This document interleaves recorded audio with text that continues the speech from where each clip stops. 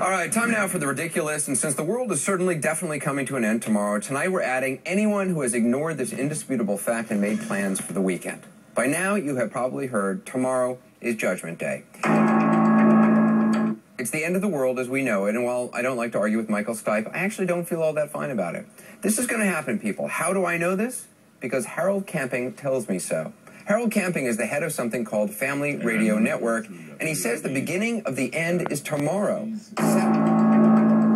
Saturday, May 21st. He says the signs are clear, things like increased wickedness, lying, greed, and gay pride. But how did he pin down the actual date? Well, it's just simple math. It is approximately 6 years. In actuality, it is exactly 2,300 days. It's 17 years approximately, not to the very day, but not approximately. It's 17 years. It's actually 6,100 days, but from 1994 to 2011 is 17 years. I'm concerned that people aren't taking this seriously, making jokes, planning end-of-the-world parties. This is no joke. This is very serious. We're not talking about just when there's going to be some kind of an event between peoples, like a ball game or something. Exactly. It's not like an event between peoples, some ball game or something. You hear that, Dodger fans? That game against the White Sox tomorrow? Not going to happen. Called on account of the end of the world. Actually, Harold says the end is at 6 p.m. I'm not sure if that's Eastern or Pacific, but the Dodger game starts at 2:10, so you might be able to get in a few innings. But for those of you with tickets to the Yanni concert in McAllen, Texas tomorrow night, should have saved your money. You'll get some new age, all right. A new age of Armageddon. Same goes for Miley Cyrus's concert in Costa Rica. No party in the USA for you, unless Doomsday is your idea of a party. And sorry, Atlanta, but you're going to miss the Yo Mama's Big Fat Booty Band concert. Actually, that's a shame. Give me just a taste of Yo Mama's Big Fat Booty Band.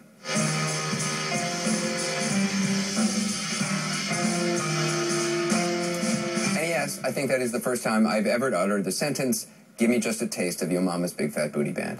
Just think that may be the last song you'll ever hear. That may be the last time I ever say that sentence. Now, I know what some of you are thinking, and it's true. Harold Camping did predict that the world was going to end once before in 1994, back in September. And yes, technically, he was wrong, but this time he's really, really sure. Sure enough to collect $18 million in donations in 2009 alone. And this time, he has more of the specifics, the gory details, if you will. And simultaneously, as the graves are all thrown open, the true believers who have presently lived and died, their bodies will be resurrected, or their bones, or their remains, whatever. Is that man actually alive? All the graves will be thrown open, bodies and bones and remains. That sounds less like end-of-the-world problem and more like a straight-up zombie problem. Luckily, the CDC has just come out with a zombie preparedness brochure, so I'm ready. Terrified, but ready. So after the show tonight, I'm going to go home, kick back in my Y2K shelter. I knew that thing would come in handy one day. I'm going to crank up some Yanni tunes and get ready for the end of the world. I just hope it's half as cool as it was on Star Wars.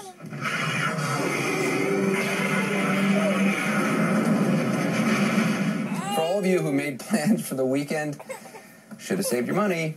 Actually, there's no point in actually saving your money. Oh well. Nice knowing you, and it's nice to have you on the Rediculist. Don't worry, though. I'm pretty sure I'll be back here Monday, and I'm pretty sure, at least I hope you will be as well. I'll see you then.